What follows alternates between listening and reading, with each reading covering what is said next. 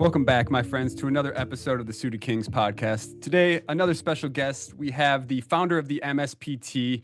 He's also a Minnesota Hall of Famer and a WSOP circuit champion. Mr. Bryan Mileski, how you doing today, sir? Fantastic. That's quite the intro. Yeah, dude. I don't feel that accomplished, but that's I appreciate that. No, it's our pleasure, man. Definitely glad to have you on the podcast. Obviously, a lot of people know you for the MSPT and being the founder and running that. It's been ongoing since what, 2009? You got it, yeah. That's incredible. It's what, 16 years now? Matt, is that math right, Yeah, Wes? that's 16 years. Sweet. December of 2009 and Wes, as you mentioned before we got on the air, you probably were in diapers or something. It was close. It was close. Yes, I love it. I'm going to be self-deprecating and get your needle in before you can get it in. That was fantastic. Oh, God. December 2009, Canterbury Park was the first ever MSPT. So season 1 was 2010. So here we are. That's super cool. Oh, go ahead, Wes. Yeah, I have a quick question. Do you know how much first place was in that tournament? I don't know. I haven't looked. I think it was 35,000 or something around there. So now back then, for those that don't remember, like back then it was one flight, right? I think for the most part, everybody was satellite in. Really? At that time, it was one flight. We did have a day 2 because it was like the first ever 2-day tournament in Minnesota. I had kind of gotten it from the Venetian. I was like, that's super cool. Let's bring that back here. And that's how that got started. To the best of my knowledge, I believe that was the first 2-day main event. It used to be like they'd have 1-day main events on a Sunday, right? Start at 10 a.m. and at 10 p.m. That's how it used to be. At this time, it was a little bit more of the HPT format, right? Where the majority of people, 80% of the people would satellite in, and you'd have your occasional direct buys like John I didn't know that. Or something like that. Yeah, John Morgan. So 80% of the people in that event were satellited in. Now it's reversed, right? So over the years, it's gone 80%, 70%, 60%, 50%, and we're probably now 20-80, to be honest. So can we hang of the people satellite in, 80% direct buy. But to answer your question, I believe the first one ever I remember, it was John Dragic. Yep. Won, and he was a young guy at the time, maybe 20 or something like that. And you're right. I think it was maybe 30K or 35K. I believe there was maybe 130 entrants. Okay.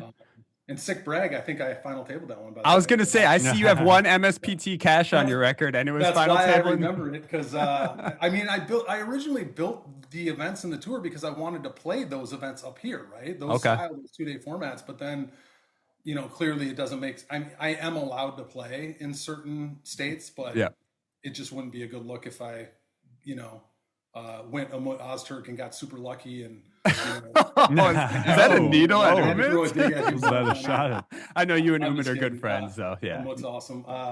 But yeah, if I were to win, that wouldn't go over well. So yeah, I will. So let's linger on the satelliting in for a second here. I want to get into people to get to know you a little bit more personally before we get into MSPT. But while you mentioned it, why do you think that was back then that people would be primarily satelliting in? And also, was it 1100 back then as well? Yes, I believe so. What the reason is? Everybody's rich now. I don't know.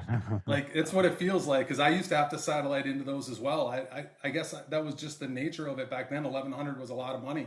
A lot more than 1100 is now, so it's inflation, I suppose. Yeah, and if you recall, Moneymaker would get in for $30, right? That's how I got started. Was playing online satellites for $20. That's how we'd play in our big events. It never crossed my mind to, fork over 1100 or 1500 for an event. For sure. That's what the rich people did. Now, everybody, that's what everybody does. It's kind of crazy, isn't it? It's I don't know if people are desensitized to money now, or if it's just everybody has that much money. Who knows? But yeah, I honestly don't really know the reason for it. But we used to run single table satellites all day. We'd run those $60 and $90 satellites to get into the 265, to get into the 11, and we'd run 20 to 30 of those, $60 to $90 single table satellites every single day. Okay. And that's how people worked their way up. We would never be able to get one of those off the ground now. Nobody would. Yeah, it's crazy. Yeah, we stopped running them. Actually, nobody would come to play them anymore. Yeah, I remember when I was in college, I played a couple of those, the 80, whatever they were. You said 60, 80, 70, and I remember I won one of them, but I didn't get in through the 265 or whatever it is Yeah. then. So, but And then yeah, those yeah. were like pretty big back then. Oh yeah. That's how I used to play all the HPT events, right? I used to love those. Like I'd only satellite in. I had a daytime job, right? I was in corporate finance for like 14 years, and that's what I would. Anything in Minnesota, I would do that on the weekend. Okay. But Okay. that's how I would get into those as well. And I think back then, I think for the HPT, the only way in was to satellite. If I That's recall. oh, really? Yeah. Uh, by the way, rest in peace, HBT. I haven't played one of those events in a while, and I know they no longer exist. But I enjoyed those events back in the day when they had those around. Yeah. During COVID, when they went under, I had to hire Jeremy over to make sure they didn't come back. Speaking of which, Jeremy, who is now he's your primary tournament director, right? Yeah. What an incredible guy. I've He's fantastic. just always Yeah. got the biggest smile, always working, and just enjoy having him around. So shout out to Jeremy. Let's move back in time a little bit here. We were talking HPTs and stuff, so let's go back to Bryan, the poker player, before Bryan, the MSPT founder. How did you find poker? What did that look like back? How'd you become passionate about poker? Man, I try to remember back that far. That's probably 20 years ago. But I remember I used to play 2-4 limit stud at Canterbury Park. Like that's how I started, right? Like I'd bring $40 in there and play 2-4 limit stud, 7 card stud. And then I remember one time my table hit the jackpot, and then I was hooked forever. And I think of course the first ever tournament I played in was like maybe a $300 limit tournament at Canterbury in the Fall Gross. Poker Classic. And of Gross. course I cashed that one. I wish I wouldn't have, because then I wouldn't have been so hooked on it probably. But Yeah. I probably min cashed it or something and then was hooked forever. But like you guys, like I had a daytime job. I used to play online all the time at night, right? So Okay. like as I get a job, get married, had kids, they got activities, and so like I'd put them to bed at 9 o'clock, and then I'd play online. I'd have my 7 or 8 tournaments on Full Tilt and Poker Stars, and I'd play 3-4 tournaments at a time. And if it was a bad night, I'd bust out at midnight, and I'd still sleep 6 hours and get up and go to work. If I had a good night, I'd be up till 6 a.m. and for a final table, and then I'd sleep in my car in the parking garage on lunch break. Right, like that's how I'd get through my days. But Ryan's a grinder. yeah, He's I been used to there. be. Yeah, I That's used to be. So obviously you said you were in corporate finance, right? So that's kind of what your direction was before you started the MSPT. You were obviously playing online a lot at that point. That sounds like the Chris Moneymaker era. Also, the time that I started falling in love with poker. What did you want to become a pro and get out of finance, or were you kind of planning on sticking with that? And obviously, this is prior to the inception of MSPT. Yeah, of course. Yeah, that was the dream, right? Like I was in corporate finance. I'd go into my cube every day, and it bored me to death. I hated it. I knew, I would, when yeah. I was in college, I went to college to play hockey. So I went down to Mankato, played some hockey down there, and then, when I realized I wasn't going to be a professional hockey player, like it kind of sinks in, like, oh shit, I got to do something. Yeah. And so, the dean of finance at the time sat next to me on one of our flights to Alabama, Huntsville. And I was sitting next to him, like, I got to actually like care about school now. Like, what do I do? And he's like, well, if you want the most money in corporate job is corporate finance. So go do that. I'm like, all right, fine. And so I just ended up getting a corporate finance degree at Mankato.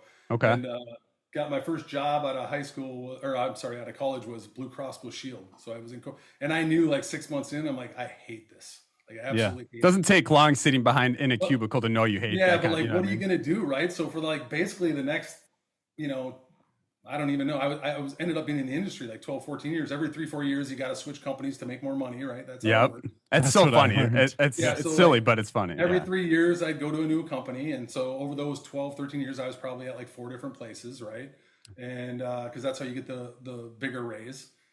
Bored me to death the entire time. I knew I had to get out. I just didn't know what it was going to be. So like 2006 through 2008, on the side, like I absolutely crushed real estate, right? Like I would buy and sell foreclosure home. I would buy foreclosure homes. My dad was a contractor, so he'd fix them up and then we'd sell them, right? That's what we did for, a few year span. And then of course the real estate market fell out. 2008. 2008, 2009 or whatever, right? So the construction loans and the types of loans that we were getting for those properties, we could no longer get, right?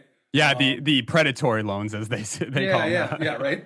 And then oddly, like my last 4 years in finance, I was with GMAC ResCap, which is obvious, the high risk mortgages that we were given to people that we should have never been. Yeah. But yeah, I was part of the government bailout. They gave us hundreds of millions to bail us out. And I'm like, that's a terrible idea. This business is destined to go under now, right? Like, it's just a matter of 100%. all he did was buy the business a couple of years and it went bankrupt anyway, right? Yeah. So Yeah.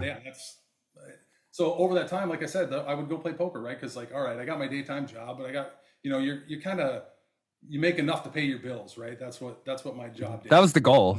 Yeah. And so like you play poker because you're like, well, maybe today's my day, right? Like maybe today and back then the prize pools have gotten much larger now, especially like from a live perspective. But yeah, maybe it's, maybe today I make 30K. Maybe today I'm at like, that's what you would hope for every day. And then you get slapped in the face and go home and try it again tomorrow. Time, right? But that's why poker was exciting, because it gave you that, like, maybe today's the day. You dream every day. Yeah. Right? All three of us know that feeling. Everybody who's listening to this podcast knows that feeling, honestly. We're all poker players, and that's what we're all chasing. So, 100% and I agree. can't get that from my daytime job or anything else now, right? Like, I'm not an athlete anymore. Like, what do I do? Yeah. So that's what I did. And every now and then that day happens, And that's again, that's the beauty of it. Yeah. So it can be far and few between sometimes, but that's the name of the game we play. Like you said, though, it takes that one time.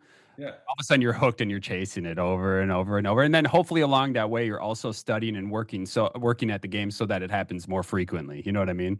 Yeah. I think that's awesome. So obviously, 2004, I see your first cash, the Fall Poker Classic here in Minnesota. You're still working full time. You're playing online. Up comes 2009. Did you have a thought before 2009 about starting your own tour by playing HPTs? Is that what got you thinking about the MSPT? And what was your original vision for, what was your vision for it? Yeah. So great question. For those that remember, I had Minnesota Poker Magazine that I started as just a hobby. Yes. Right? So, and I don't remember if I started that in 2008 or 2009, but basically I would go to events unpaid, like Canterbury and stuff like that. And I would basically do some version of, it was kind of before I really knew live reporting existed. So like I would kind of do that on mnpokermag.com, right? Like I would go and then you just have to keep refreshing the site to when I posted the next line on the website, right? It wasn't a cool format or anything, but I'd sit there and just do it and unpaid just because I enjoyed doing it, right? And I was just trying to build the brand and build the magazine. But because I did that, I got to know some of the casino, the CEO at Canterbury or Aces or, whatever the case may be. And they appreciated the work that I did, and everything that I said I was going to do there, I did. And I did it for peanuts, but I enjoyed it. I enjoyed the game and at that time. And that's how it kind of started. And then somewhere in like 2009, I used to play the HPT events. That's what I played. I love them, right? Yep. And they were in Minnesota. They started here. They were here a few times a year, and I would really look forward to those. But as they grew bigger, they ended up expanding like outside the state, right? Because they needed to get to bigger venues and make more money. They couldn't really get by at Grand Casinos, Mille Lacs, and Northern Lights anymore, right? They just weren't big enough. The casinos weren't big enough to host those events. I see. So they kind of left the state. Right. And so I was like, oh, what are we going to do now? That's those 3 events a year were what I played. And I think it was in October. It might've been during the Fall Poker Classic. I'm there doing Minnesota Poker Magazine stuff. It was October of 2009. And Al Jardina at the time was running the poker room in Canterbury. Okay. And so I just through being there regularly with the magazine, I got to be, friends with them to a certain extent. And I said, hey, what if we, kind of started our own thing here? And, since the HPT's gone, can we start something up? And he's like, Bryan, you know what? He's like, we can't ever get anybody to come here in December. He's like, if you can, I'll give you this weekend in December. If you can get anyone to show up, great. It's bonus. I'm like, really? All right, cool. So I literally had 60 days to put together the first event in December of 2009, but we didn't have like social media at the time, right? Right. So it was just texting everybody that I knew, like, hey, we're going to do this, whatever. And we called it the Minnesota State Poker Tour. And at the time we did that because everybody was really pissed off and burned that the HPT left and they kind of started here. So it was named kind of intentionally for that because we wanted people to feel like it was part of like Minnesota, right? Yep. And that's all it was really ever intended to be at the time. I had a daytime job. So we got that first one off in 60 days. And I think like I said, we have 130 in the one flight, which back then was actually super good. That's literally everybody that plays in those events showed up for that, right? Yeah. Okay. And so they were really happy with it, the turnout. And so then in 2010, I was able to book 6 different Minnesota casinos. So we had 6 events. I had enough PTO days to cover my Thursdays and Fridays for that year. So I didn't have a day off in like 2 years because my PTO days were to run the 6 MSPT events at those casinos, right? So, it was Canterbury Aces, Jackpot Junction, Northern Lights, Treasure Island, Grand Casino Mille Lacs, maybe I think were the 6. Okay. So really cool to get all 6 on board. And we did that for 2 years, 2010, 2011. That's all it was ever really intended to be. And, we were making a little bit at the time, but not really, sustainable living. I don't know if you guys know Phil Mackey. You remember Phil Mackey? So Phil Mackey has his own, like he's got his own radio show, right? Like Yep. ESPN 1500. And at that time, he was helping me. So it was me and him were running that Minnesota State Poker Tour, but we weren't really making any money. And we had like 6 events a year. And he got offered this, this is kind of a throwback story, but most people forget that Phil Mackey started this tour with me in 2010, 2011. He got offered his own radio show because he was like an intern at K-Fan at the time. Okay. And so he got offered a show with Royce. So it was Royce and Mackey. And they got their own billboard in this big show. And he's like, man, I can't really turn this down. I have to go do that. And I'm like, I completely understand. Like, no big deal. So Probably a dream for him. yeah, it was a dream job for him, right? Yeah. And I'm like, yeah, you got to go do that. And Phil and I still text to this day. And he's had a great career doing that, so that at that time I was like, all right, well, now I'm running this myself. We're just making peanuts, doing it for fun. I'm like, I either got to take this next level or just not do it, right? Because I'm, I got 2 kids that are growing up now, or 3, 5 years old, whatever ages they were at the time. I got a full-time job. We're in the government bailout at this point, so it's like, yeah, the economy wasn't too great. yeah, and so like nobody knew who I was. We were just in Minnesota, so most people don't know this, but I literally just went on what I call my Tommy Boy road trip. Right? Like I just decided that I either have to do this or and build it bigger and start making some money to replace my job, or I just have to not do it. Callahan brake pads. That's exactly what I did. But I did it by myself, a lot less eventful than their trip. But I just drove around the Midwest and used maps and found these casinos, right? And I would go in there because if I emailed them, they didn't know who I was, so they would just never respond. So I literally would go casino to casino and just meet whoever the poker room manager was. And I would just have to sell them the vision, right? Like I'm trying to do this, I'm trying to do that. And they're like, all right, like never heard of it. Don't know who you are, but yeah, maybe we're open to doing something. And that's kind of what I did. And I was able to get, I feel like we had, 2012, we ended up expanding to like 5 states, right? And had like 12 events in 5 states.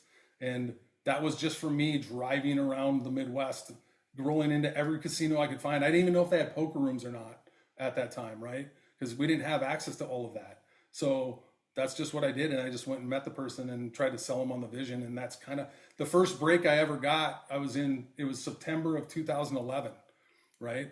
And I was literally running the event at Treasure Island in 2011. And I get a call from Meskwaki Casino.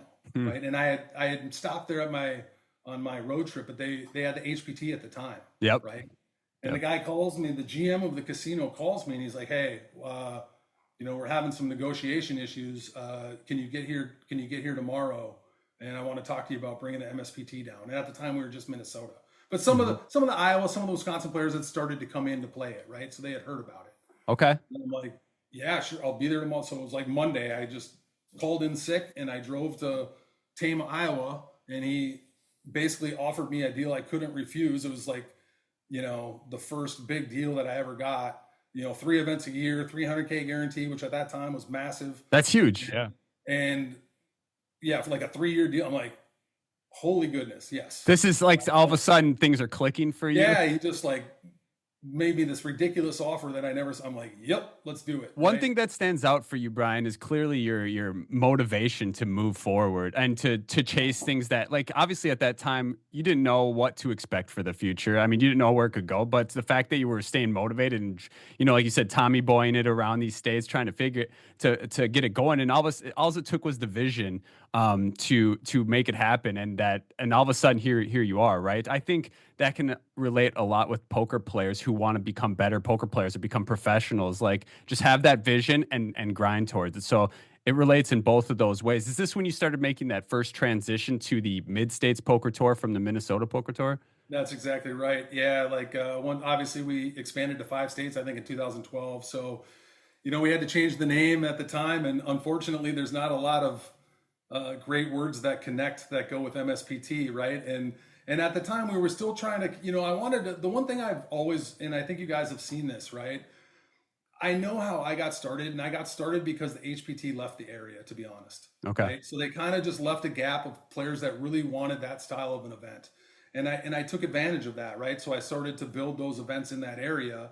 And the one thing that I've never so ever since then, and I think you guys can see this in how I've ran the tour, it's like I've always wanted to not lose that, right? Yeah. Like not lose the roots of where we came from and kind of the core of what we do great. Yeah.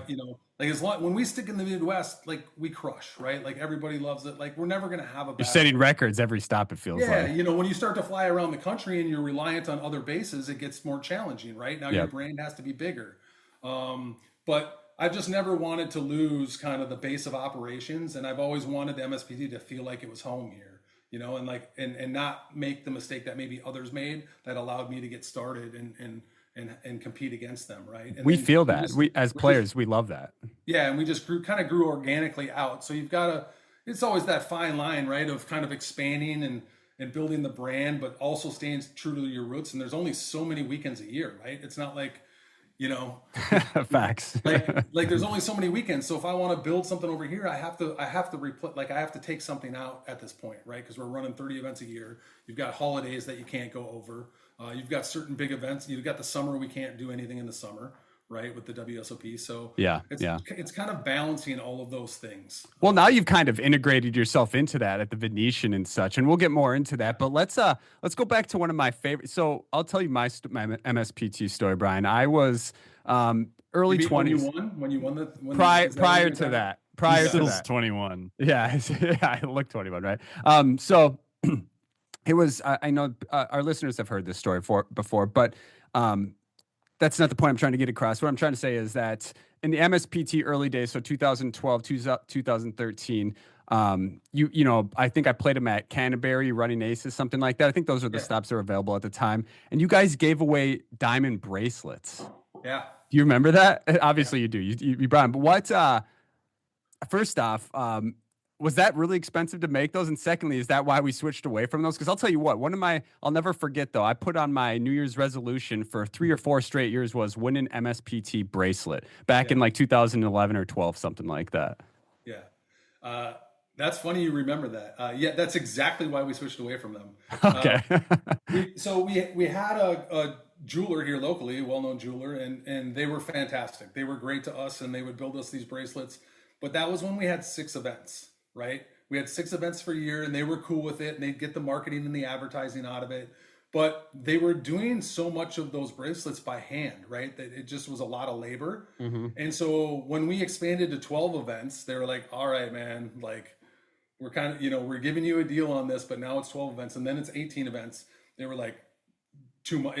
We need a full-time person to just do these bracelets. Like we can't do that. Okay. So it just became too time consuming for their business to keep up with the expansion of the tour. Gotcha. And it became just too expensive to do. So that's why we had to go away from. That's exactly right. Shout out to my boy Dave Gagne, good one of my best friends who got one of those. He won one of those. Unfortunately, when I won my event, I did not get the bracelet. I got the trophy. You can see here behind me, but I don't know if you mentioned have you won an MSPT before? I think I've gotten one under my belt. Wes, have you actually? Let's talk about that. Have you won one? Oh, I will say real quickly. No, I have not. No, but you've gotten many final tables. We'll give you that. Yeah, I've had a few. Well, and one was it kind of launched me into the professional. Like Brian, you were talking about how you just like were in your corporate finance job and you're like, this is so boring. Wes relates with that big time. I relate with that big time. I worked in like finance and accounting, and I, late 2021, the year they had the World Series in the fall, that's when I like quit and just played poker since then. Yeah. But it was the Riverside MSPT in July that I got third in. That's when like after that I was like, okay, I'm done. I'm actually done now. Now I got to try poker. Yeah. So, Yeah, um, having a job that bores you to death is definitely a motivator. yeah, it If I'm is. ever going to make any real money in this world, I got to do something different, right? Or something exciting.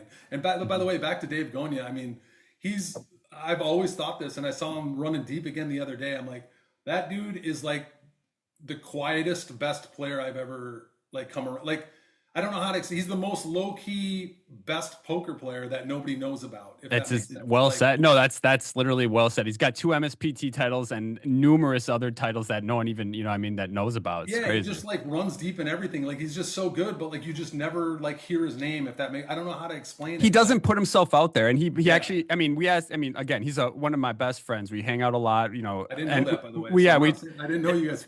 yeah, we travel a lot, and I asked him to come on the podcast when we first created it, and he's like, I will never do that, and I was like, I'm not going to ask Oh, you did he? twice. I don't think you even mentioned that to Oh, me. we That's got funny. denied by Dave for sure. Dave, like he said, he's just low key. He doesn't want to be in the spotlight, and I can appreciate that. So I don't bug him about. He enjoys listening to it. So that's good enough for me. So Well, this stuff gives me anxiety. Like I don't know if you know. I mean, yeah, for talking sure. about Dave not doing a podcast. Like I can't remember the last time I've done an interview. Like I generally don't enjoy doing them. I stay away from them. I mean, it's been. Well, thank you Um, for coming on here. Yeah, well, Umut gave me pressure that for the last 6 months, like you got to go do this. I'm like, all right, these guys are cool. I'll go do Thanks, it. Umit. Appreciate it. Yeah, so you're getting the exclusive, I guess. But I mean, it's probably been 10 plus years. I just don't really enjoy. Like, I'm not in this business to be the face of the operation. Like, I don't really enjoy that. Like, I like running a good business. I like Jeremy being the face of the operation. When Eric worked for me, he was the face of the Yep, operation. yep, yep. Ben got a lot of face time when he was here. Like those guys enjoy that a lot more. Yeah. So I really prefer them to be kind of the face of the operation. That's not really my thing. I don't do this to be, popular or famous or anything. I actually try not to be. Like I don't really enjoy that. I just want my nice, quiet home life and private, and I don't really like to be out there that much. So that's why I don't do a lot of this stuff. No, and that's fitting. I mean, that makes sense. And you've given those other guys that you've mentioned platforms to do that. Ben, Eric, all those guys have been great. I mean, they've They're also awesome. at the same time have helped grow the brand. I mean, I know all of them have in their own specific ways. So, um, 100%. yeah, I think it's super cool. So let me ask you, what is like some of the biggest challenges you faced with the MSPT? Not only from the beginning creating it, but like something that now that you're obviously established and I feel like challenges might not be as difficult for you because you have a track record of success. What are some, I guess, current challenges you can still face with the tour?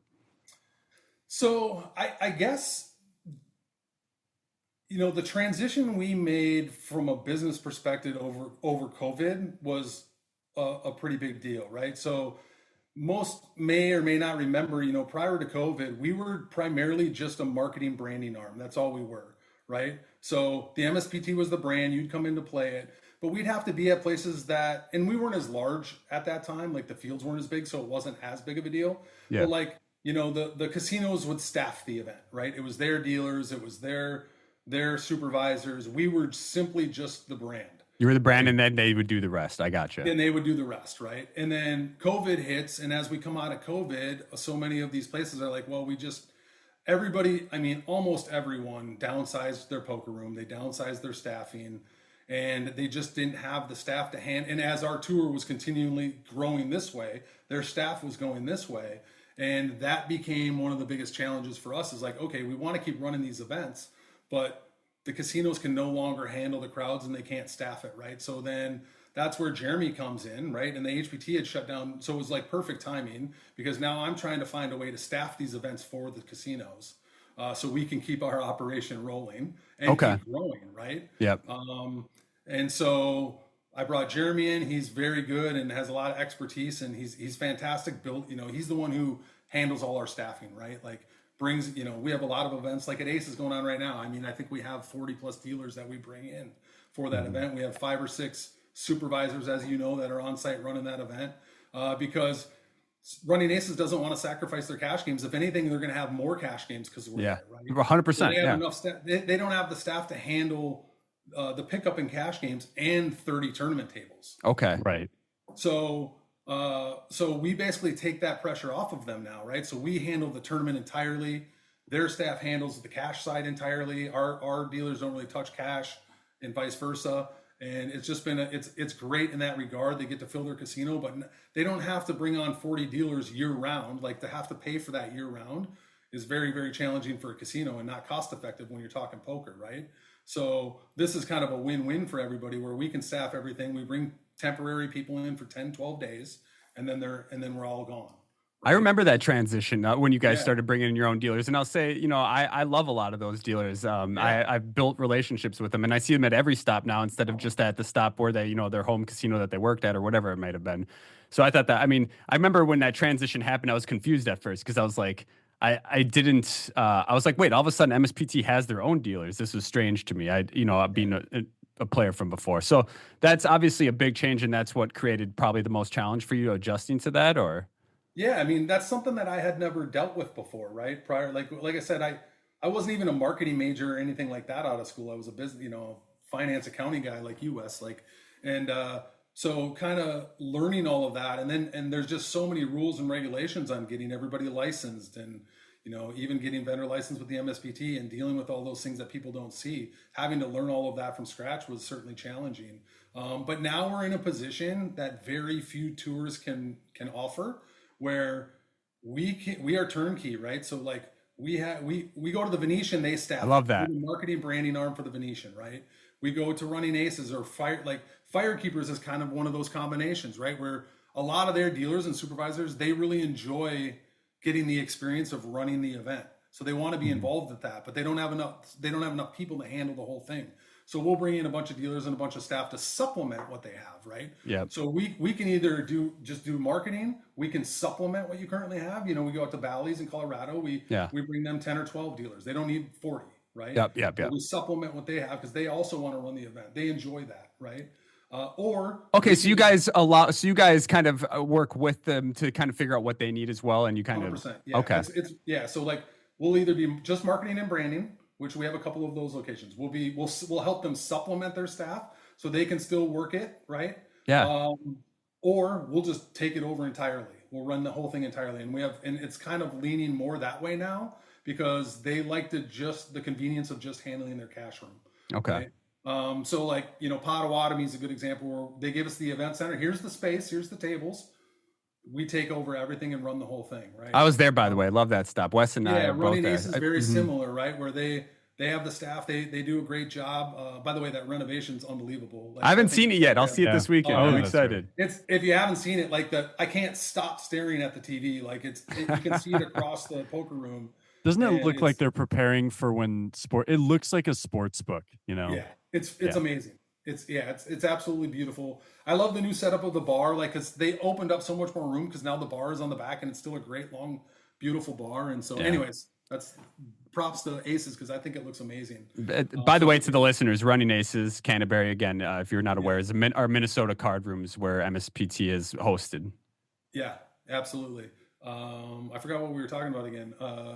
Where was I going with that? I don't remember either. Actually, dealers and staffing. Yeah. So yes. So we kind of can do everything, right? And now, you know, in addition to that, we have, you know, we bring in table, like all of those. We have 30 tables and, you know, being stored at Sequan down in California. So we own those. Like we have multiples.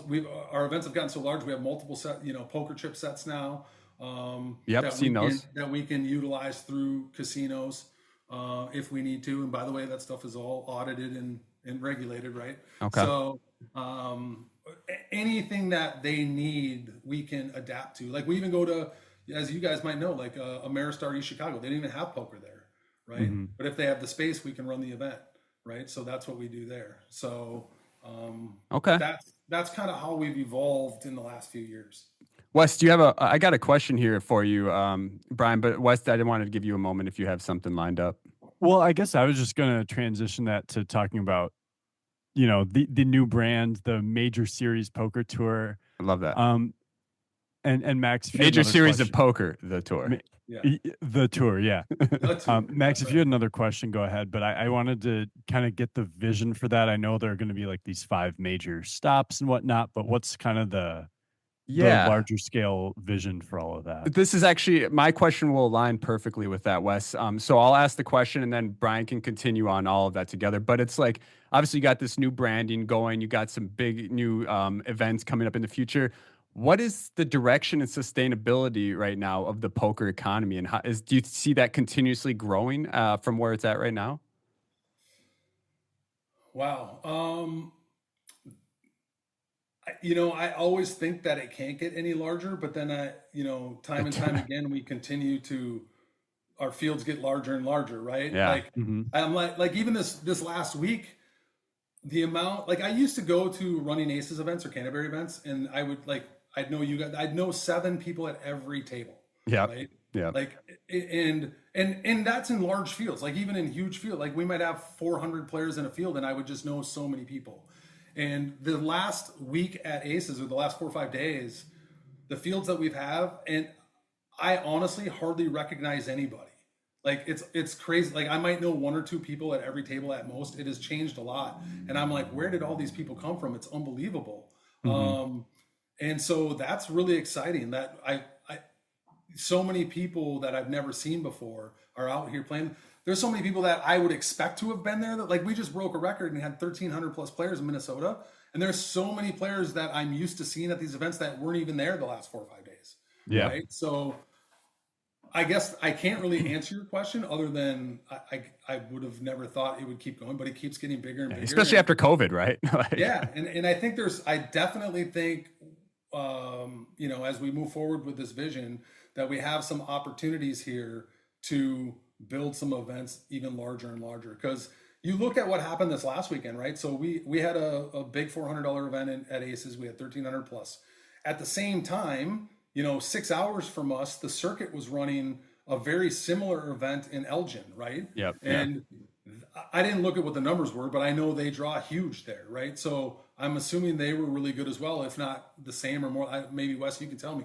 I don't know what they had down there, but I'm guessing it was in the 1,000 plus range. Yeah, I'm not too sure. Yeah, I don't Let know. me really quickly add regarding that 400. Big shout out to our Minnesota boy Paul Cross, who ended Oh, up yeah. winning that event. Shout out to you, Paul. Yeah, he played amazing. He's awesome. You had at the same time you had the Run Good in St. Louis. You had the WPT at the Seminole in Florida. Like there was a lot of things happening, especially in the Midwest here that weekend. So, and I think to the best of my knowledge, I think all of the events did well. So, that's a really positive sign that everybody was breaking records on the same weekend. That's pretty impressive. So I guess that's a good outlook going forward, Okay. as far as I can see. And what can you share any more information about these, bigger guaranteed events that Wes was kind of mentioning? Yeah, so I mean, I guess the goal is I'm hoping, and I'm working on it behind the scenes here, and we're really close to announcing some things, but it just takes a lot. Paperwork takes a lot of time in this industry, Yeah. so Okay. everything's got to go through attorneys and all of that stuff. And I mean, as I mentioned, we're going to be running a handful of mains. So we're going to run our 30 events a year, right? Our 30 mains. Handful of them are going to be majors. They're all going to be at least a milli guarantee. I'm hoping, and I'm kind of setting the bar low there. I think over time, my goal is to get them much greater than that, Okay. right? Mhm. And in addition to that, and I think we're well on pace, but I just can't dive into a lot of this yet. It's going to take Okay. a little time to get it to all come to fruition, but I think you're going to see us announce some pretty big properties that you wouldn't expect. Okay. And I think you're going to start to see hopefully million guarantees on a regular basis, much more than just those majors. Okay. Like that's where I'm going with that. Okay. So We look forward to I it. said what I can say That's- in terms of setting the bar for now. Okay. But I think ultimately, I guess I wouldn't be satisfied if that's all we did. Okay.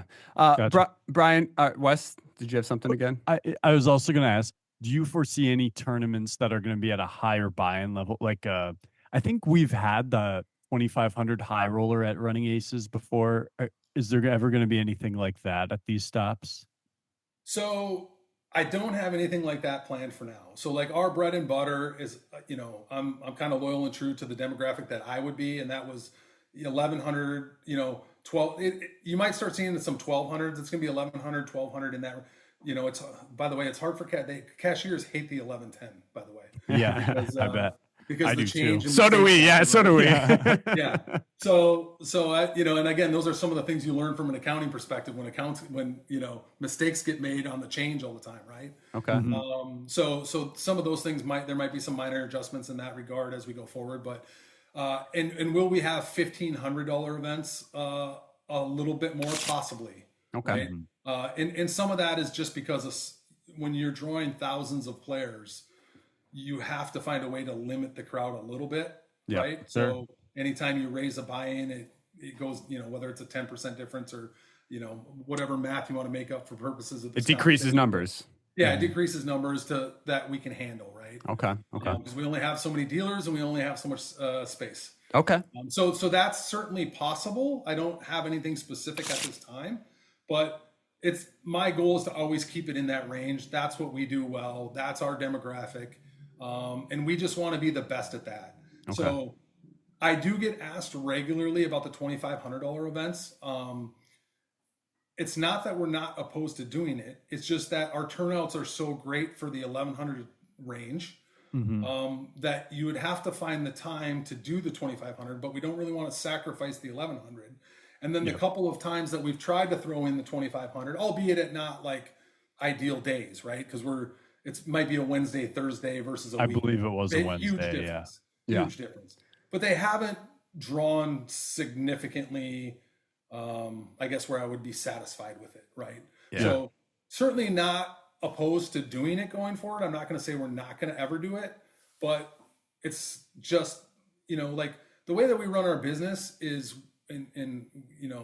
we have, as we have like 6-day series, right? Yep. And so we have to do the best that we can from a revenue perspective for these casinos in that window, right? Because we get graded on that. And poker's low on the totem pole at all of these locations. It's valuable real estate. They'd much rather put 4 slot machines in there than 30 poker tables. Understandable. So we have to, prove to them that it's not a loss for them, right? People think that these casinos make more on poker than they really do. And we could even your audience might even be interested in talking about some of that, and maybe that's the true cost of these poker tournaments, and like, because everybody's like, oh, that's a lot of rake, right, or whatever the case may be. But there's just so many things there that people don't understand, that the casino is not necessarily the one benefiting from all. Like, that's not how that works. I'm glad you clarified that, because people do wonder about it, right? Like they see the rake number, and we do too. I mean, obviously rake is something we have to beat as well besides the players. So it's something, it's important for us to understand what the casino's expectations are of you as a tour to help it make sense. And for all, obviously I couldn't even begin to understand the logistics but behind running a poker tour with thousands of people, right? It's there's a lot behind it. So and I know the big topic that you guys got roasted for last week was the re-entries, right? I was just gonna bring this up. That's literally where I was going. How we got roasted. I figured I'd beat you. I'm like, you know what? Because you guys, we didn't talk about anything. Like, I have no idea what we were going to talk about today. Like, we didn't, I wasn't like, the president or something where you got to give me this list. And it was like, I don't know. I didn't know. I don't really like to operate like that. But I in the back of my mind, I'm like, they're going to ask me about re-entry. And that was actually literally next on my list. And I got called an MSPT shill last week. So no better way to prove my hater correct than to have you on here, right? Yeah, that's true. So I don't know, if you want to dive into that now, we can, but please do. I mean, obviously, I think what people are concerned about is the protection of the recreational player, right? I mean, clearly the recreationals are coming out, the numbers are blowing up. So and I know also, being an MSPT player for so long, is that you've kind of bounced back and forth between, you went to single reentry or unlimited to single, back to unlimited. What are your thoughts on that, and what can we expect in the future? Yeah, I have a lot of thoughts on this, and it goes, and I've thought about this for years, right? Right. It's first of all, it's never going back. Okay. For anybody, right? Because it's that way everywhere in the country, right? Yeah. But so you're a business still. Yeah, and I think there's a few different angles here, right? So I'll try my best to hit them all. from a player perspective, as a former player, when I was playing back at that time, like I agree. Like I think I like poker to be a sport as much as possible, and with that, like I like the freeze out. Like I as a player, I think that makes more sense. My favorite right? format. I don't know Right? about Wes, but Like maybe. I agree with the idea that a poker tournament should only be one buy-in. Yeah. In by rule. Thank right? God the main is still. In terms Yeah. of being a sport, and I also believe that the clock should never stop. Like it drives me crazy when we pause for chops or anything. Like I'm a firm believer, like that clock starts at whatever time that tournament starts, no matter it starts at noon, and it never stops. Like I've always been kind of that. Like I want it treated a little bit more like a sport instead of like, oh, these three locals want to shoot the shit for a while or go get lunch or like. I get that you kind of cater to the players to a certain extent, but I don't know. I'm a big believer in the sport of it. So from that perspective, I do like I much prefer. I think it's a much purer way to play is a freeze out for sure. Now, there's a whole bunch of challenges with that now, right? So let's just talk about first of all from a revenue perspective, right? So. Well, there's a couple different angles. When you're at the World Series, you can have freeze outs because if you travel there and you bust, there's 88 other tournaments to go play, right? But if Max, if you want to come play even in Iowa, you're going to drive down there, right? You're going to you got gas expense, or maybe you're flying around the country, or maybe you've got hotel and lodging. If you can only go there and fire one $1,100 bullet, or even let's say even two, right? Yep. Is that worth your time to travel around? Now, remember, there's an impact to this. So now, instead of, let's say that those are the rules. Well, instead of a 500K guarantee, now we can do 200, right? Well, are you going to travel around the country to play a 200K guarantee now that would have been 500 if we can allow re-entries? Or like this, not even to factor in the amount of revenue that these casinos need to bring in a weekend to justify that's the most logical reason for me as a traveling player in West as well. Like I do agree with that. I mean, I do prefer less buy-in, freeze out format, single reentry more, but I do agree that when you're traveling, we do need to be able to make our trip worth it. And with variance so high in poker tournaments, it's easy to go through two bullets. It really is. So, well, yeah, and I was going to say not even about the guarantee, but just like, am I going to drive 5 hours to a tournament where it's like I only get one crack at or 8 hours to firekeepers from here, right. And if you bust, there's no other, like if you enjoy tournaments, like I love tournaments, I don't really enjoy playing cash, right? So if I go there and I bust a tournament, there's no other tournaments for 5 hours. It's not like the WSOP where there's things going on everywhere. So that's part of it. Then, like I said, now it starts to impact everything. First of all, everybody else is still going to have unlimited reentries. So how do we, if we're now 250K prize pools instead of 800, and I'm not saying there's that many reentries, but you understand how it can be impactful. The guarantees are going to come down. The prize pools are going to come down. Now we're not going to be cool anymore versus all of our competitors. You're going to go play them instead. And now our numbers just start to tank, right? Now, the other part of that too is, so that's kind of a few different angles why it's extremely challenging to go back in that regard, right?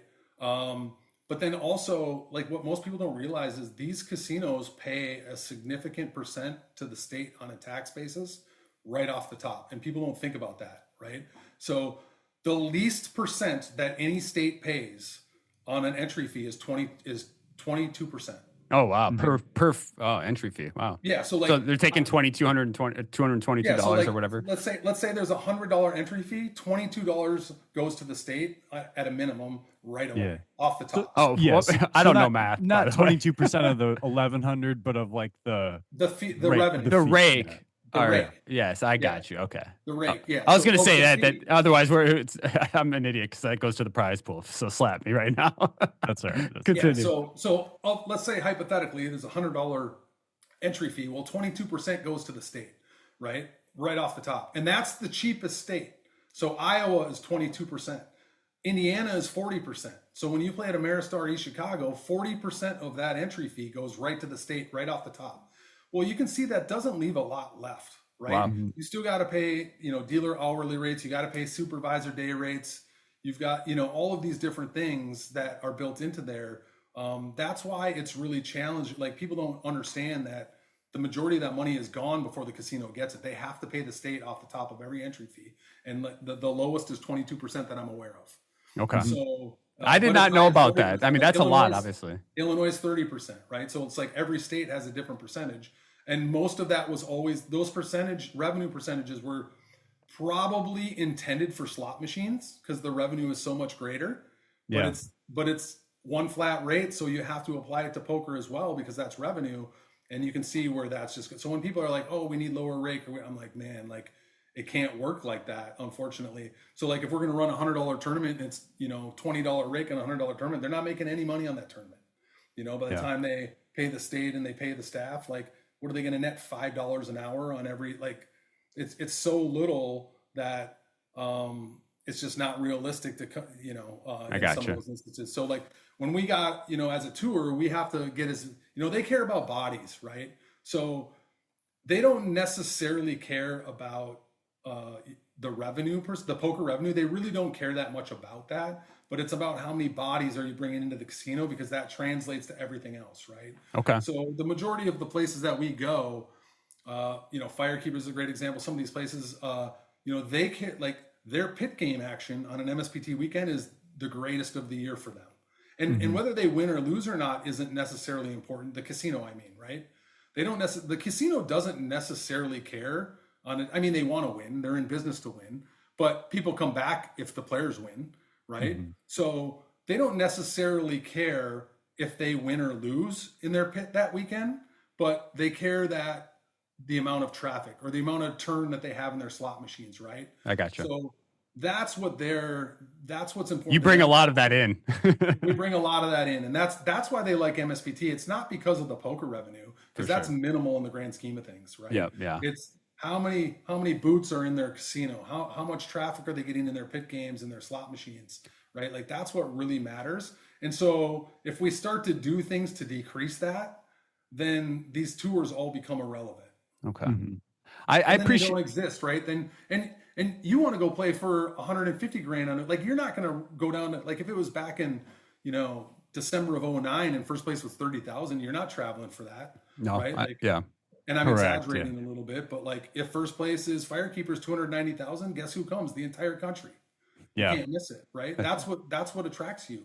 It's not whether it's 1 buy-in or 10 buy-ins. That's not what you're really considering. You're like, how much money can I win? Right. That's how you select what tournaments you're going to most of the time.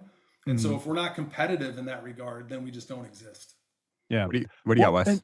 And yeah, from the perspective of a player, I mean, I can easily see both sides of the buy-in thing, but also I think, people sort of misconstrue the recognition versus the profitability thing from a player standpoint. Like, you might see players on day 2 all the time, and it might feel like firing infinite bullets in a tournament allows them to, like, have an advantage. But, like, you don't see how many there's a ton of buy-ins that go into it, and it doesn't necessarily mean I guess I just don't think it doesn't mean profit for the player necessarily. It's kind of it doesn't. If you're coming into a tournament, it doesn't necessarily decrease your long-term profitability.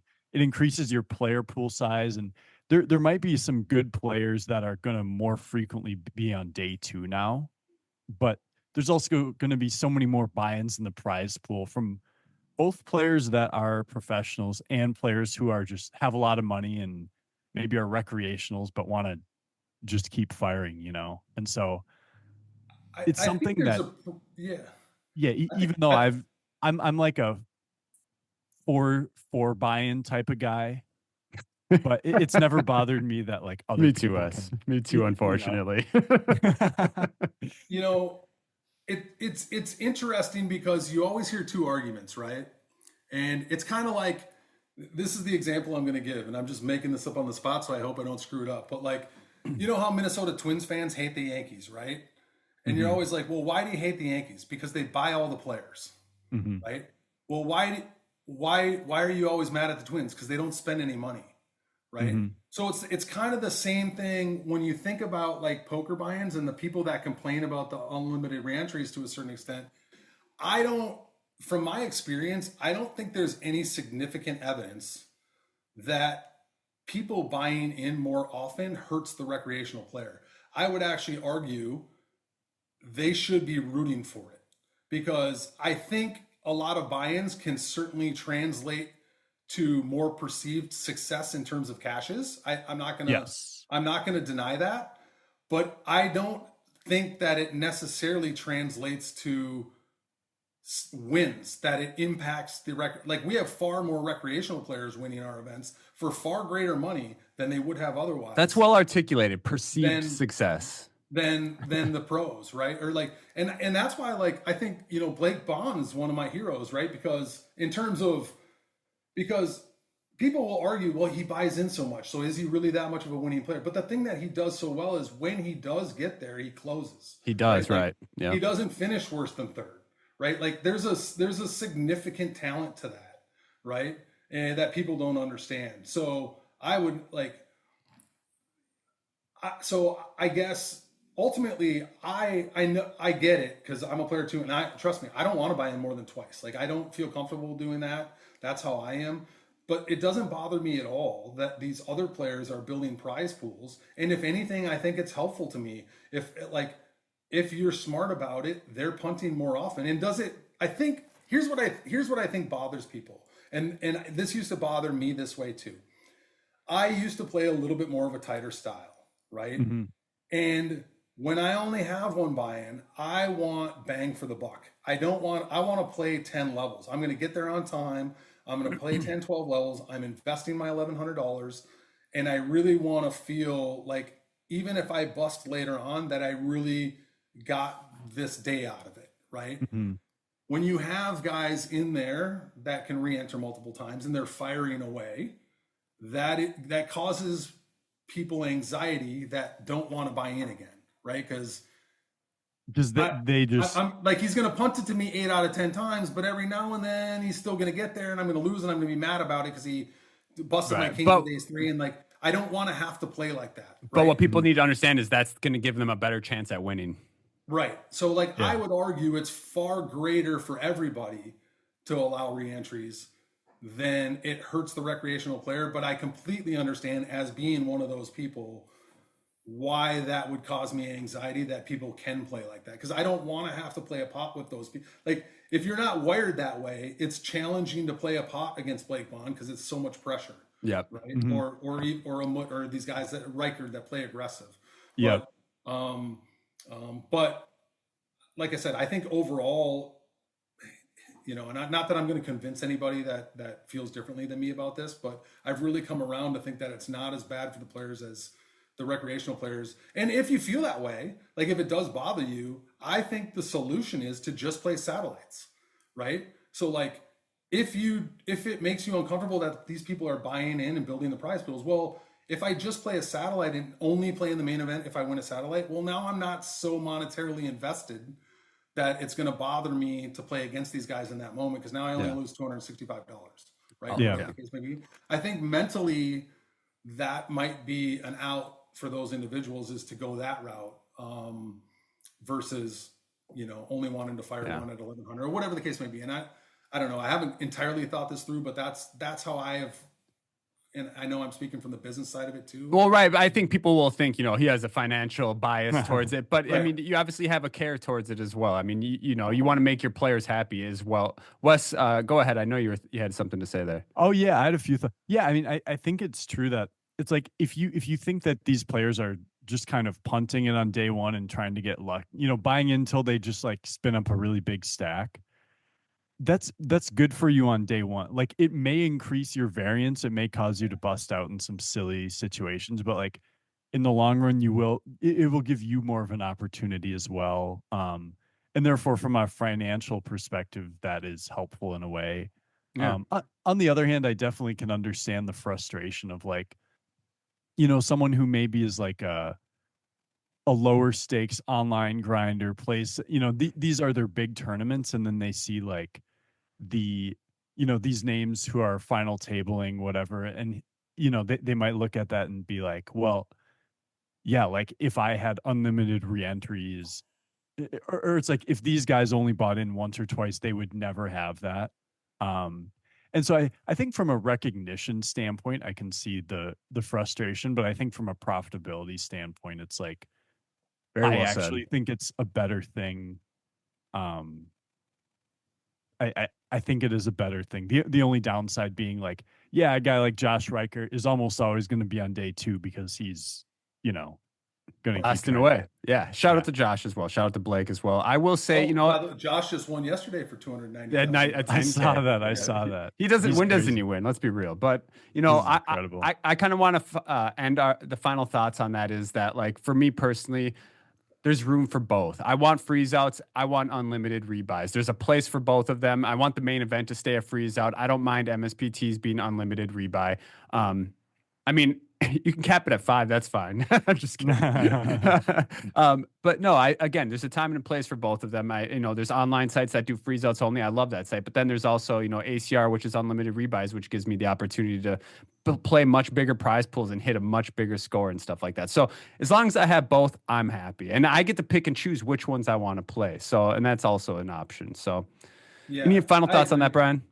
Yeah, I agree. And maybe, depending on the scenario, like when we're at a place for like aces, it might be a great opportunity to throw in a couple freeze outs because we have more time to do it when we're there for 12 days, right? I would love that opportunity for people within your tour. When we're there, Tuesday to Sunday and our main event is Thursday to Sunday, it's just really hard to fit some of those things in, right? Yeah. So we have to maximize that space. It's the same thing where, by the way, awesome turnout for the PLO at Aces yesterday. How many did you get? What did it end up it was at? 176, but for like a 300 PLO. But for That's PLO, very nice.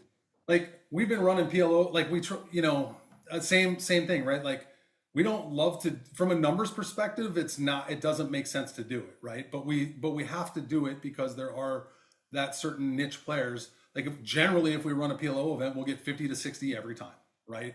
Mm-hmm. If we run a no limit at the same time, we get 180, right? So it's always kind of that balance of what do we do with that minimum time that we have.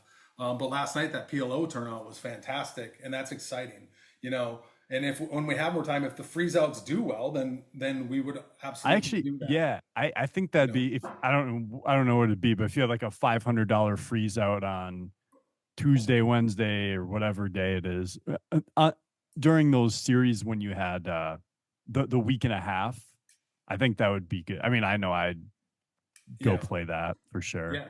That's and Max, it's a really tough, like trying to balance all of that is definitely what I'm trying to do, right? So I have to consider, like you said, the recreational players is very valuable and very important to the business, right? Yep. Probably more than anything. The casino side of it, making sure that they're happy that we're getting boots, shoes coming in through the casino, all of those things. Like, so trying to balance all of those things is certainly the goal, and to make everybody happy. You can't always do that, but if that's the trend, or if more, a freeze out from time to time satisfies that crowd, then I'm more than open to that, and we will continue to evolve in that regard if needed. Thank you so much for going over all that. I mean, rebuys and some of these questions are tough. And like you said, you're at the end, you're human and you're trying to figure it all out as you go. And you're doing, in my opinion, you're doing a great job.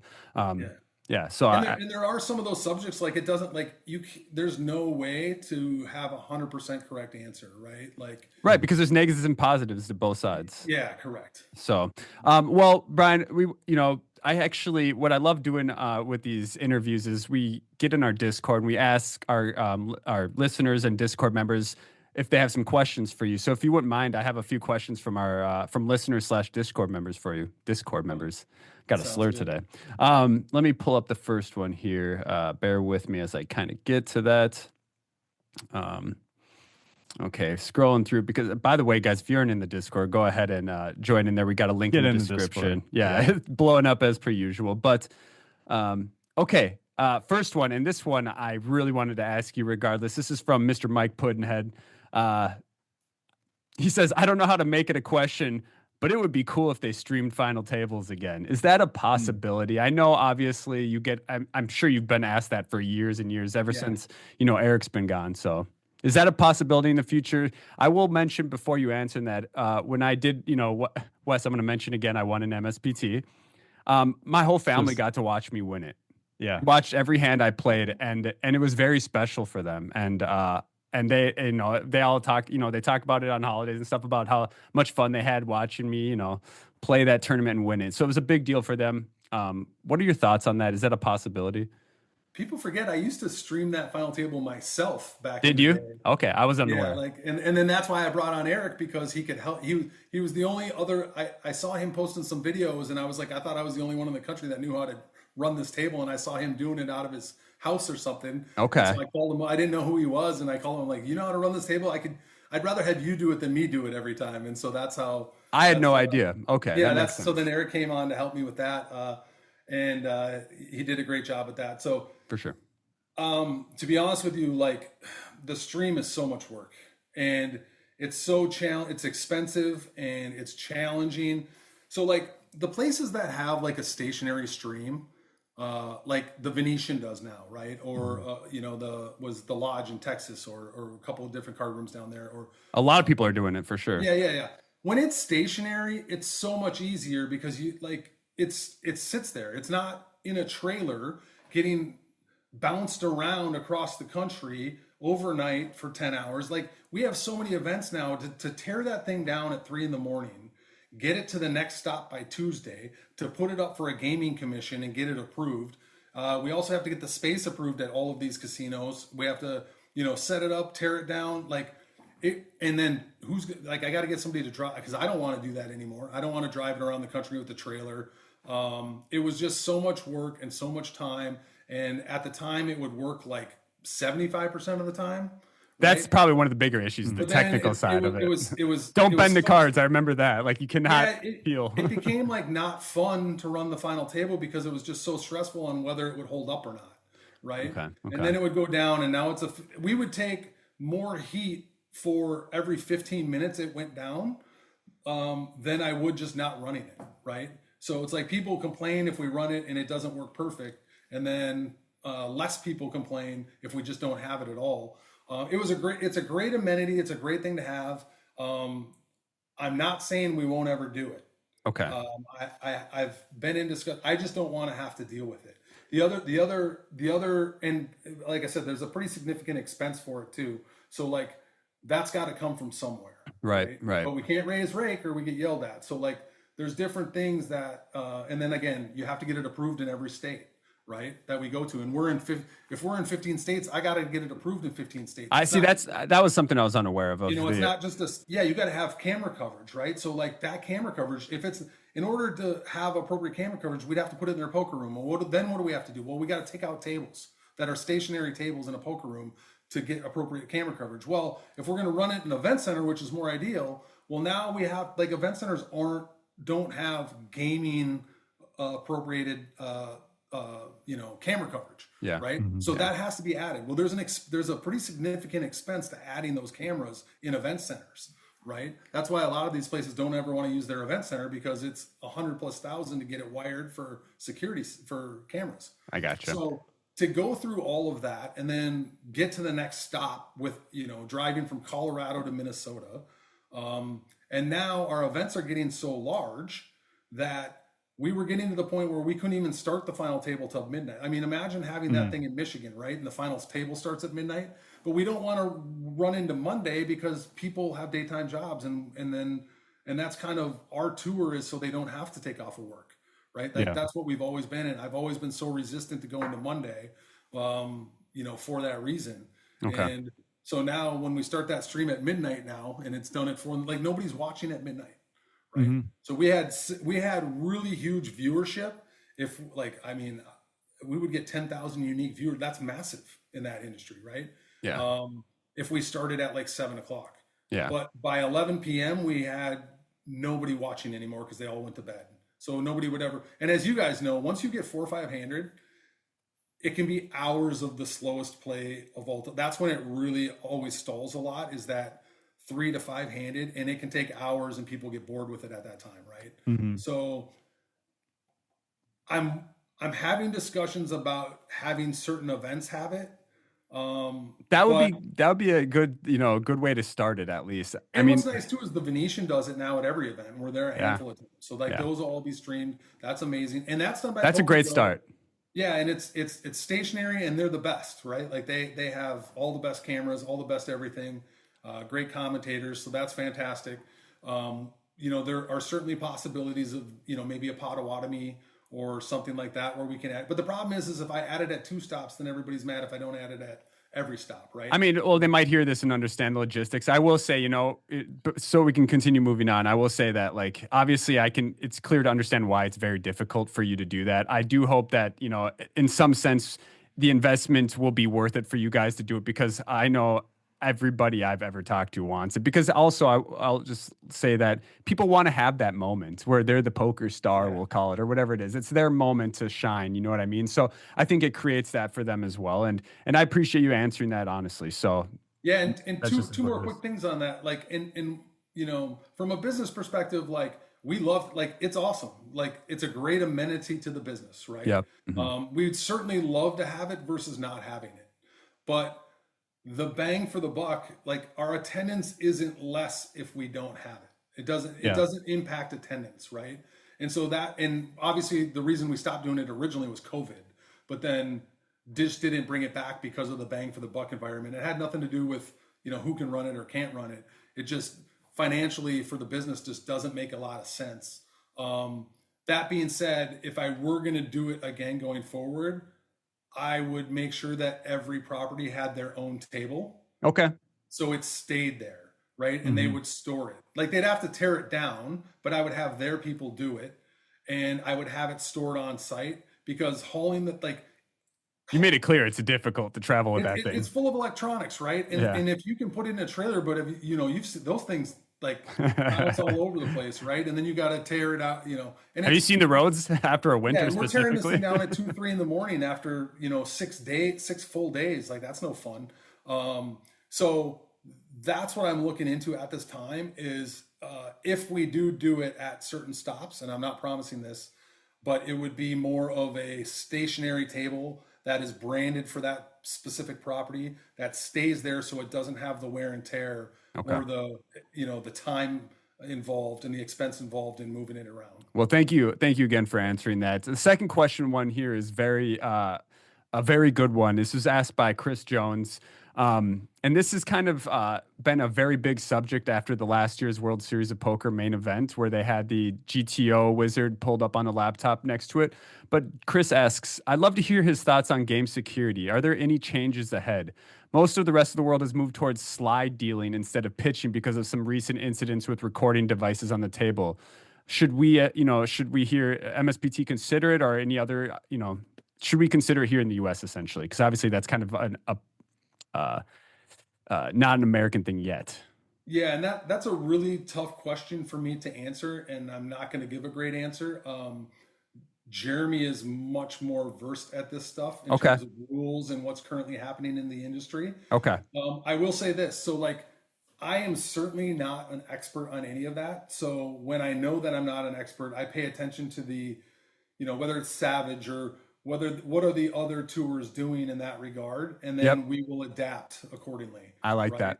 Yeah. So I'm not going to spend a ton of time breaking that down Yep. because there are much smarter people than me in that regard that will make those decisions. And at some point, it's probably going to be maybe part of the TDA. Okay. Which then we were. I think it will be follow, soon. Yeah. Right. Which hopefully it will be. Like we much prefer that these things are just general rules, right? Because like we don't want to have to sit there and decide whether it's okay or not okay. Yeah. Certainly, It's the standard, then it's the standard. yeah, I mean, I guess my own perspective, but it's just my personal perspective, is being able to utilize that at the table. Like, I don't like it, especially in a live situation more so. Mhm. Like, I'm not speaking to anything online, but how do you police it, right? Like, Mhm.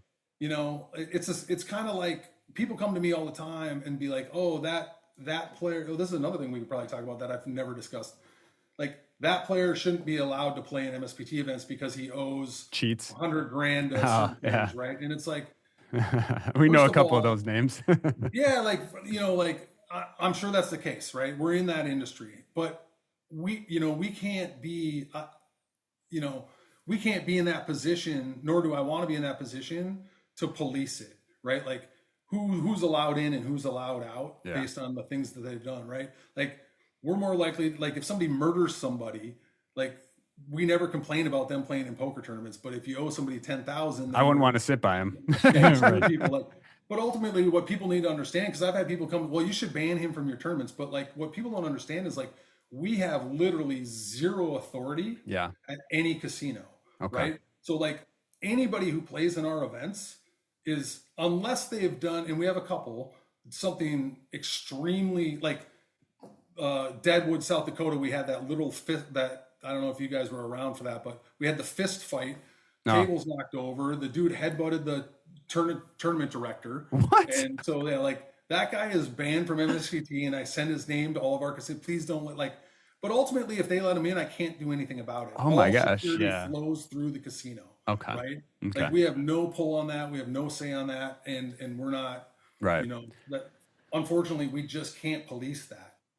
This is my thought on this is my ending thought on this is that regarding people owing people money, that's outside of poker. I don't expect that to be a responsibility. Obviously we don't want those people to be in the community, but it's inevitable. I mean, there's just bad people in the world, and that's just the way it is. Regarding specifically cheating at the poker table using GTO Wizard, you don't have to respond to this because I know it's not in TDA or anything. Maybe it's not. Actually, I'm not too sure. But what I would like to see in the MSPT in the future is an announcement like WSOP does at the beginning. It says the use of any sort of live Wes, help me out here. Any sort of live solver tools, exactly, like used at the table in real time to gain an advantage. I would love to see strict punishment on players like that. It doesn't happen I've never seen someone personally do it, but if you can prove that it's happening, I would love to in the future to see something like that, because we don't want cheaters around us. It's, what I mean? We already got to deal with good players. Why would we got to deal with cheaters as well? Yeah, I agree. I completely agree. And that's,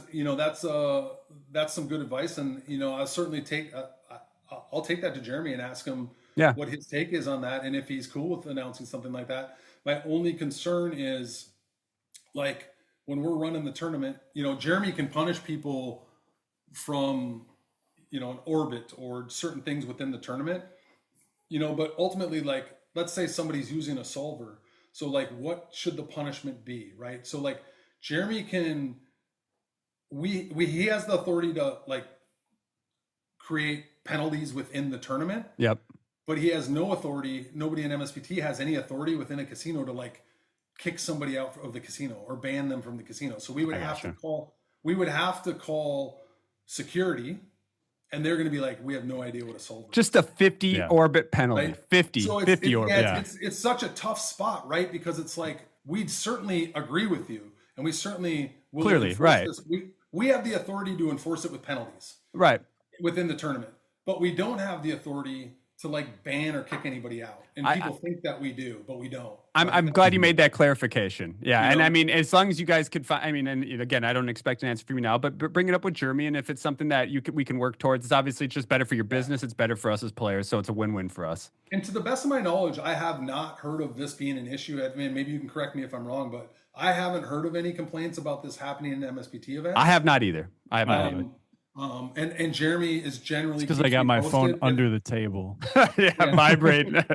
And Jeremy is great about keeping me posted if there are any things I should be prepared for. Okay. That might show up on Twitter or something. That happened when I'm not there. But I'm not aware of this being an issue. But I agree with you that doesn't mean we shouldn't do anything yet, right? We should certainly get out ahead of that.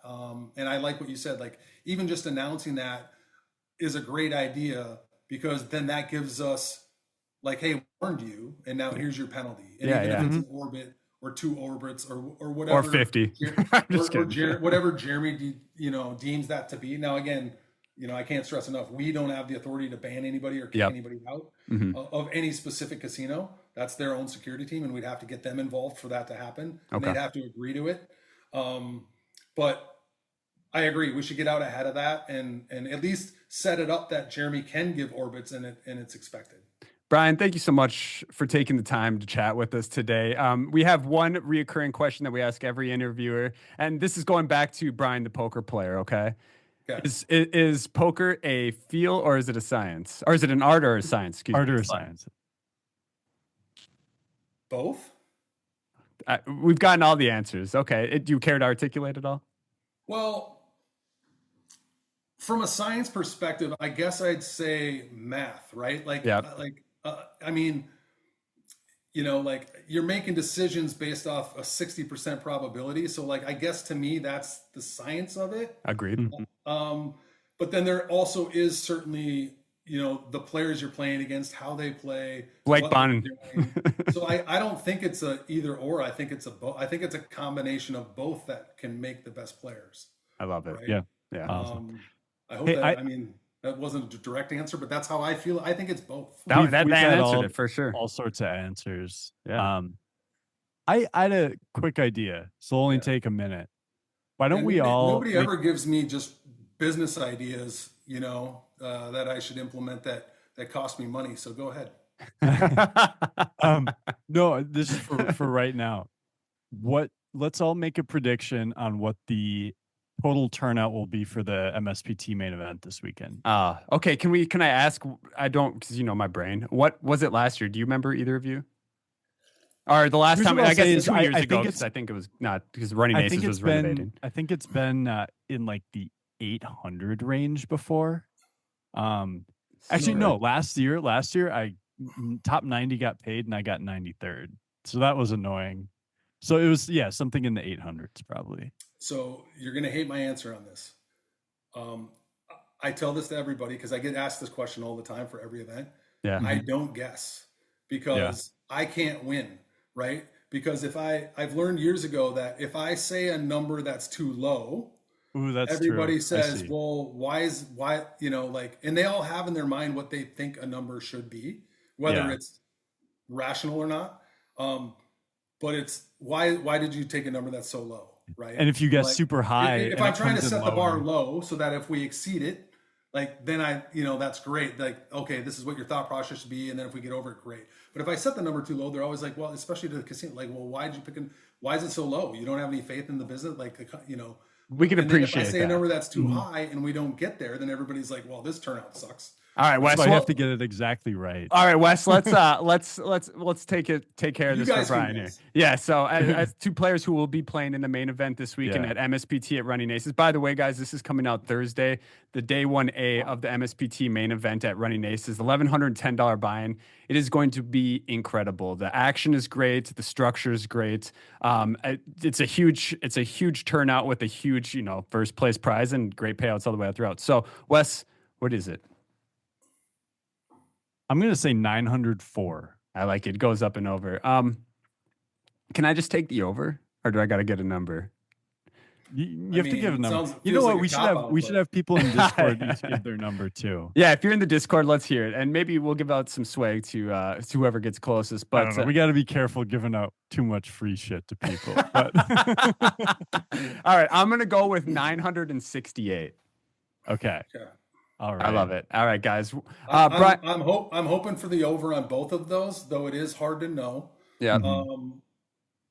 But I'd like to see this thing. I mean, the turnout's been so huge all week. Like every single event has been up over a year ago, like a pretty significant amount, right? Right. So I guess that makes me hope that it is up over 900, maybe even 1,000. I would love to see a crack 1,000. That would be incredible. To be honest with you, let's everybody get up and show out because I'd like to start getting into that 1,300 range. So I feel really confident putting $1 million on it next time. Well, you guys heard it yourselves. Because it's 600 right now. Right? By the way, I will say this: I'll give you a little bit of not that it's a surprise or anything.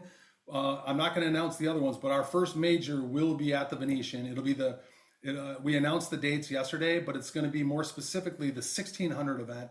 1.5 milli guarantee, 1,600 buy-in at the Venetian, and I think it's the first one, June 4th through the 8th. Okay. And then also we're going to have our first, we're going to be doing the senior tour per se. So all of the senior events that we have within all of our series the rest of the year will count towards their own separate point totals. Okay. That's awesome. Yeah, and the winner of that will get that prize at the end. And our first senior event's actually going to be a 1K, and it's going to be a one-day senior event at the Venetian on June 14th. Can people find information on your website for that? Yeah, so those specific events are listed. In the near future, like I said, all of our new stuff, our new awards, everything that we're doing. And I mentioned some of this, real vaguely in the post that we sent out a few weeks ago. But we're going to be doing, the one thing that and if you guys got time, but like the one thing that we've always kept leaderboards and track of all of the stats and everything throughout. But if you recall, like originally our business model was just satellites in the main. We never had side events. And then over the years that evolved. But the one thing that we never really did was track the side events or include them in your earnings or, like the circuit has rings, right? Yep. We've never really done that. So we starting June 1st, all of that'll begin, right? So we're going to have that specific, and I think we're working with a known poker company on that, that they'll be collectible, right? So like over time, like it's not going to be rings. I don't want to do the circuit. I don't want to do the rings because that's already been done, but it'll be something that's pretty badass and I think better. So when you win 1, when you win 2, when you win 3, like we'll be counting them all. All the side events will go towards your earnings going forward. Love that. All of that will count towards POY points going forward. All the side events as well. So that's interesting. By June 1st, all that stuff will kick in. And like I said, we're going to have the senior tour within the tour. That'll be happening. So all those things are new awards for the majors, and all of the main events are coming June 1st. That's been quite that's been a lot of work. You got a lot of changes coming up, Bryan. So the majority of that stuff will kick in June 1st. And I know that's primarily just the Venetian in June, but so more so like as we go July, second half of the year, starting with Riverside, all that stuff will start kicking in and be a lot of fun. So to give a lot of players like you guys, more reason to play the side events even, right? Or vice versa. So we're excited about that. Any final thoughts or things you want to say, maybe whether it's to the people coming to attend the MSPT Running Aces this weekend or just anything in general that you wanted to end here with? Not necessarily, but I mean, I guess, shout out to Running Aces, right? Or even Canterbury Park or the you guys that have been in this local market that have supported, I've got a lot of guys. I was just looking back the other day, Tom Hammers, who Good old I think Tom. it was Everett Carlton. I was looking through some of the, I think it was 2011. We had 6 MSPT events, and there was only 2 players that final tabled 2 of those 6 back then, and it was Tom Hammers and Everett Carlton, who was I remember Everett. Yeah. I've seen him on the Hendon Mob. That guy was an absolute stud. I think he's I don't know if he's out in Vegas these days or where he's at, but a lot of those guys like Tom and DQ Dan Hendrickson and so many of these guys supported the tour. Oh, we never really talked Hall of Fame either. I didn't know if you wanted to talk about that at all, but so many of those guys that were there from day one to support the tour, right? Jason Seitz back in the day. So many of those guys came to that first event, and I literally needed all of those guys to come to every event for the first 2 years. Otherwise, it didn't look successful, right? Like I needed literally every one of them, and they all did that. And so many of them are supporting us still to this day. So without, that core group, it wouldn't have ever, had this opportunity to expand and grow out and be as big as it is now. So I'm pretty thankful to those two, obviously the entire community in general, and we have a lot of loyal supporters, but those guys that are kind of the OGs that have been there. And they're still around. DQ Dan, love that guy. 100%. Yeah. Like that have been there from day one is absolutely awesome. Your Ku Vangs and guys like that have been absolute studs for Richie, Waz, Aaron Johnson, all these studs. Yeah. I mean, we're nailing off the Hall of Fame list, as you said. I do have a time restriction here, so we won't be able to get too much into the Hall of Fame, but I will say, I believe you guys are making some changes to the Hall of Fame. And if they want more information, can they find out about that on the website? Yeah, everything's listed out there. And then obviously if anybody's got specific questions, well, Jeremy's at every at every event. So if you're at MSPT, you can find one of us there or shoot us an email. That's all listed on the website as well. Cool. We'll be able to see you this weekend. Yeah, I'll be there. I usually show up each day for the main. I haven't Yeah. looked at my schedule yet, but Okay. I'll be there every day for a few hours. Sounds good. I'll make Sounds sure to good. stop in and say hi. And yeah, I'm sure Wes will do the same. And again, Bryan, thank you so much Yeah. for taking the time to be here with us today and explain and go through all that stuff. Guys, if you have questions for us, make sure to hop in the Discord. We'll go through all those plugs after we let Bryan go here. But yeah, Bryan, thanks again, man. Appreciate you. Thanks for having me, guys. You guys do awesome work. I really appreciate it. Hey guys, thanks again for taking the time to listen to that podcast episode with Mr. Bryan Mileski. That was a fun and insightful conversation for us, and I hope you enjoyed it just as much. Now we have some time to go ahead and go over a few things. We have our Discord, our Patreon, all that good stuff. We want to give a big shout out to our Patreon members, who I'm going to let Wes now give a list of here. Yeah. So thank you to everybody who's subscribed to our Patreon. Really happy with what we've been releasing so far. Hope you are as well. Yeah, absolutely. And so from the top here, Daniel Kennedy, Buckley Andrews, Matthew Ryan, Eric Phillips, Michael Sturdivant, Matthew Arendeller, Jay Rickard, Vijay Yadav, Lou Brazzoni, Jack McFarland, Jason Savage, Matt Dodd, Rob Delaney, Red Point, Bill Nye, very cool. Nice. Zach Gustafson, Tyler, Tutu Drin, Chris Zabrowski, Boss Hog, that's Alan Baker, we know that, Robert Payton, and Curtis Hames. Thank you And so it much, says you Max guys. Havlish here too. Oh, wow. Okay, that's awesome. No, A thank you. free- Yeah, for everyone. Thank you guys for, taking the time to subscribe to the Patreon. Hope you guys enjoy that strategy content that we're releasing. And sorry if also any of those names were pronounced. Pronouncing names can be difficult. So Yeah, there were a couple I wasn't sure on. it sounded like you did pretty good, though, honestly. Let's be real. Yeah, I was relieved to see that there weren't any that, or there were only a couple that I was like a little unsure on, but Yeah. Keep them coming, guys. This is fun for us. Just released another one this week. Gonna release 2 this week. I have one more coming out, and I guess it's time for me to get in the mix and add a couple in there. I've been slacking lately. Get in there, Maxwell. Yeah. But yeah, our goal is to release roughly 2, maybe 3 per week, and I think this is a great tool for people who want to invest a little bit in their poker training, get a little better, but aren't wanting to, either pay for private coaching or pay for a, full-on study tool or solver tool. This is a very affordable way. So, yeah. Yeah. We are still only at $15 a month if you would like the pro level study tier. That will go up sooner than later, but if you get in there now, it will be you'll be grandfathered into the $15 a month price. We also have the $5 a month podcast supporter tier. If you'd like to just say thank you and give us a little support, we love we really appreciate that as well. Yeah, also, guys, if you haven't yet, make sure to check out our YouTube channel. You can find a link for that in the description of this, wherever you listen to this podcast. We have our Discord. Make sure to join that. Again, still blowing up as per usual. People are in there talking strategies, asking questions for the pod, as you may have heard with our recent interview here. There's so many. What else we got? We got Clubs Poker, where we got our meetup games every other Tuesday. So our next meetup game will be Tuesday. Wes, give me a date here, buddy. That'll be the 15th. Thank you. Tax day. Oh, we're gonna tax the hell out of all of you guys at the poker table. Dude, yeah, right. If you see me play on there, if anything, I'm getting taxed. But no, for real, come and join the home game with us. We release the password for that home game on our Discord and on our Twitter, at Suited Kings Pod on Twitter if you're on there. But make sure to join the Discord, link in the description. Am I missing anything? Yeah, you're missing one big thing, actually. This week, the day the episode comes out, is the start of the MSPT main, where our merch is finally ready. Yes! They're going to be Suited Kings hoodies, Suited Kings t-shirts, Suited Kings long sleeve shirts. Collaborating with, of course, Tilted Compass. Yeah, Tilted Compass. High quality hoodies. I'm talking like nice fabric, very comfortable.